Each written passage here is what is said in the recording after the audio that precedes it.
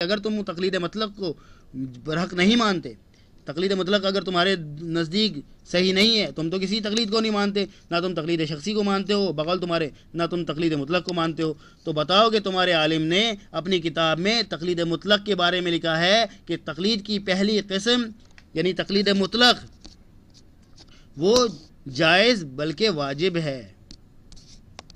ان کی پوری عبارت میں پیش کرتا ہوں آپ کے سامنے۔ تقلید کی اقسام، اس کے بعد سب سے قسم اول اس کے بارے میں لکھتے ہیں واجب ہے اور وہ تقلید مطلق ہے۔ یہ معیار الحق، یہ صفحہ نمبر 80، اس میں غیر مقلدین کی شیخ الکل میاں نذیر حسین دہلوی متوفی 1320 ہجری لکھتے ہیں کہ واجب ہے وہ مطلق تقلید ہے۔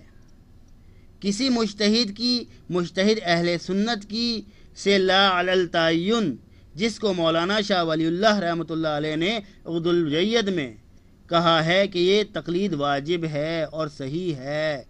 تو سوال یہ پیدا ہوتا ہے کہ اگر آپ کے نزدیک تقلید مطلق واجب ہے تو ہمارے نزدیک تقلید شخصی اگر واجب ہے تو ہم نے کون سا گناہ کر دیا؟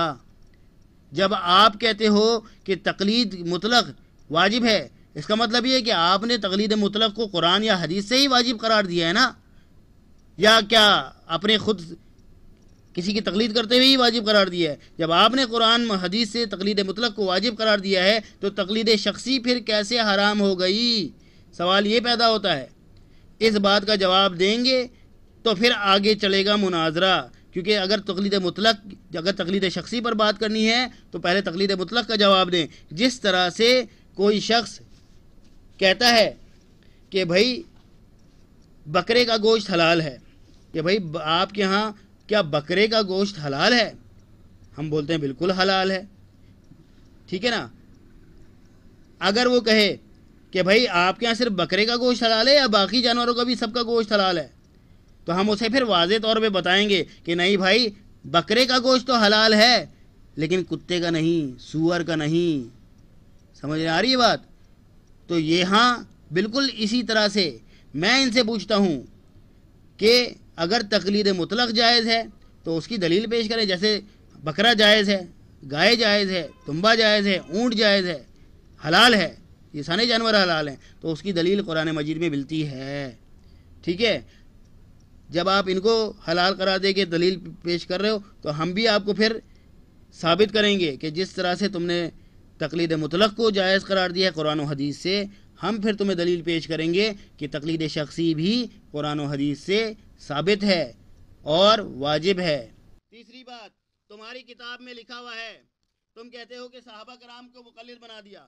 یہاں پہ معیار الحق صفحہ نمبر 149 میں مولانا نذیر حسین دہلوی رحمۃ اللہ علیہ آپ کے لکھتے ہیں قوی تر اجماع صحابہ کا ہے، خلاف اس اجماع کا قبول نہیں بلکہ مردود ہے، اور اجماع تمام مسلمین کا قرون اولا میں، چنانچہ روایت کرتے ہیں، پھر وہ صفحہ نمبر رقم کرتے ہیں اور بعد میں روایت کرتے ہیں، پس جبکہ کل صحابہ اور تمام مؤمنین کا قرون اولا میں اس پر اجماع ثابت ہوا کہ کبھی ایک مجتہد کی تقلید کرتے اور کبھی دوسرے مجتہد کی تقلید کرتے۔ تو یہاں تو تمہارے اپنے عالم کہہ رہے ہیں کہ صحابہ کرام مقلد تھے، تم کیسے یہ بات نہیں مان رہے؟ ہماری کتاب میں کیا حوالہ تم ہمیں پیش کر رہے ہو؟ ارے تم اپنے کتاب کے دیکھو، تم اپنی کتاب کو پڑھو، تم کس طرح سے مجھے یہ دلیل پیش کر رہے ہو؟ تمہارے تو اپنے شیخ الکل جناب مولانا نذیر حسین دہلوی، جنہوں نے تمہارے فرقے کی بنیاد رکھی، آج تمہارا فرقہ جو اہل حدیث نام اپنا سجا کے گھوم رہا ہے نا، یہ انہی کی بدولت گھوم رہا ہے، جنہوں نے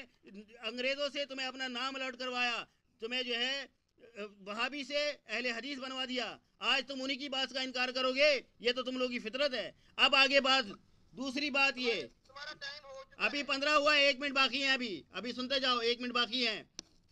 اس کے بعد تمہاری کتاب میں تاریخ اہل حدیث میں واضح طور پہ لکھا ہے کہ ہاں بعض عوام کل نام گروہ اہل حدیث میں سے ایسے بھی ہیں جو اہل حدیث کہلانے کے مستحق نہیں، ان کو لا مذہب، بد مذہب، ظالم مضلل، جو کچھ کہو زیبا ہے۔ یہ وہ لوگ ہیں جو نہ خود کتاب و سنت کا علم رکھتے ہیں، نہ اپنے گروہ کے اہل علم کا اتباع کرتے ہیں۔ کسی سے کوئی حدیث سن کر یا کسی اردو مترجم، ابھی ٹائم نہیں ہوا، مجھے روکو نہیں، 16 منٹ ابھی ہوئے ہیں، بیچ میں تم نے روکا مجھے، سنتے جاؤ ابھی۔